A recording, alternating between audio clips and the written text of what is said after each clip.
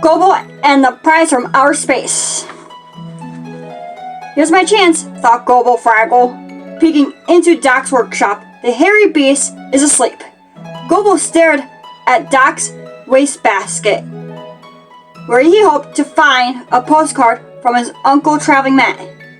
He loved reading about his uncle's adventures with the silly creatures in outer space. Gobo took a deep breath and dashed inside. Woof woof! Barked the beast. Leaping up, Gobo froze in his tracks. Would he be able to reach the basket, or would the hairy beast get him this time? Brave adventurer that he was, Gobo raced to the basket, grabbed the card, and ran. Gobo didn't stop running until he was halfway back to the Great Hall. He was still out of breath when he found his best friends, Wembley, Boober, Moki, and Red, by the pool. I have a card from my Uncle Matt, panted Gobo, waving it proudly. And did I have a hard time getting this one?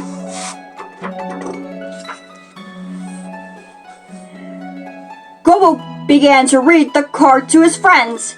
Dear resident, you have been chosen by Captain Corn's prize headquarters to enter our giant sweepstakes. Gobo, I hate to interrupt, said Moki, but I don't believe anyone here is named resident. Gobo looked at the card and groaned. I must have grabbed the wrong one. Why don't you read it anyway? Said Red. It sounds much more interesting than anything your Uncle Matt ever has to say. Gobo gave Red a grumpy look, but he continued reading. To win one of the great prizes shown on this card, just write your favorite numbers in the boxes below. Put the gold star next to the prize of your choice. Then fill in your name and return the card today. Wow, said Gobo. We just fill in some numbers and we win a prize. It must be some kind of outer space magic. Now you're talking, said Red. I love magic. I love prizes. Let's see. There are 5 of us. So put number 5 in a box for me.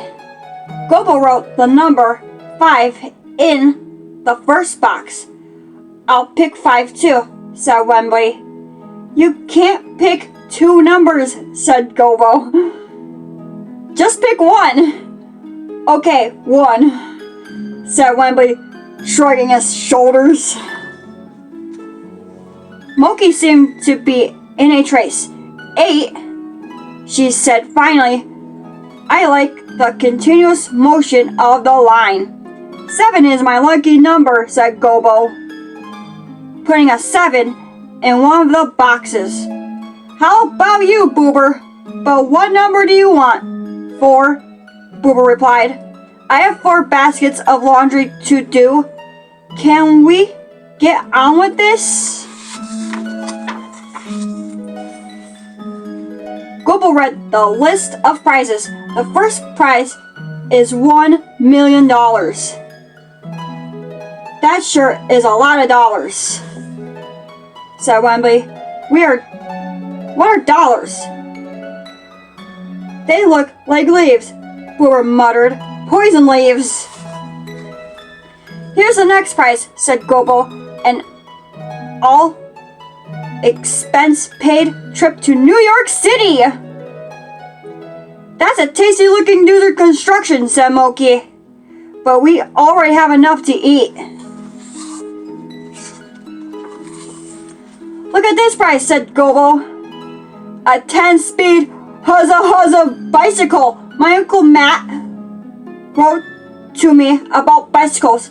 You can ride around really fast and carry lots of things in the basket. Sounds like fun, said Red. Let's put our star there. They all agreed. Then, with Wembley at his side, in case of trouble, Gobo returned the card to Doc's workshop. When Gobo and Wembley got back, they found their friends talking about how they would use the prizes if they won. I'll ride you to the Gorg's garden to collect radishes, Moki said.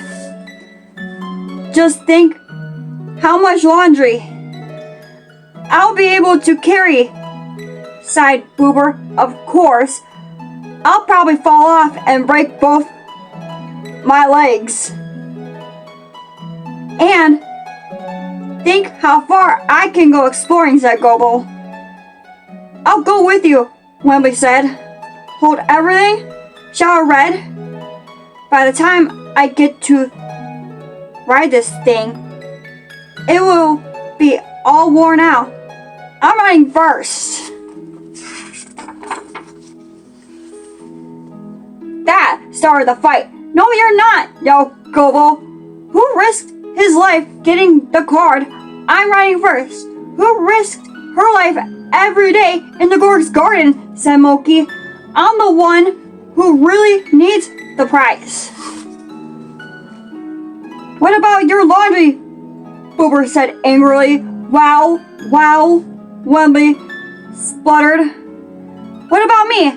The shouting went on for an hour. It finally ended in angry silence. The Fraggle friends were determined never to speak to each other again. To calm down, Moki tried writing a poem, while Red cooled off with a triple twist dive. Boober decided never to cook anything for his ex-friends again. So he made the tiniest radish pie in the history of Fraggle Rock. When we didn't know what to do, he tried throwing a temper tantrum. He tried sulking. He even tried acting as though he didn't care. As the days went by, Gobo did some serious thinking. It wasn't like Fraggles to stay angry for so long. After all, they were good friends, and good friends work things out. Gobo decided. Then he got an idea. It wasn't easy, but he convinced his 4 friends to come to a meeting at the Great Hall. I've got the solution, he told them. If we win the bicycle, we'll pick doozer sticks to see who rides first. The one who gets the longest stick wins. How about the shortest stick, said Red, still being difficult. Now let's be sensible, said Moki. If we keep fighting this way, no one will get to ride the bicycle. Boober and Wembley agreed. Okay, said Red. Let's go and see if we won. Gobo slipped into Doc's workshop while the others waited in the tunnel. He was back in an instant, laughing so hard that his sides hurt. What are you laughing about? Asked Boober. Gobo pointed to outer space. Inside the workshop was their prize, a shiny new yellow bicycle, but it looked big enough for a Gorg. It would never fit through the hole in the wall. Gobo's friends burst out laughing. All their fighting had been for nothing. Who needs a bicycle anyway, said Wembley. That's right, said Red. In fact, I say we have a who needs a bicycle party. Last one in the pool is a soggy radish. While the others raced back, Gobo stayed behind. he was listening to an argument in Doc's workshop. My good friend, a deep voice boomed. I know you want to visit the spaniel down the road, but you can't ride the bicycle first. I needed to get my new rain-making machine over to the weather station. Gobo turned away. They sure acting like silly creatures, he thought, but if they really are good friends, they'll work it out. Good friends always do.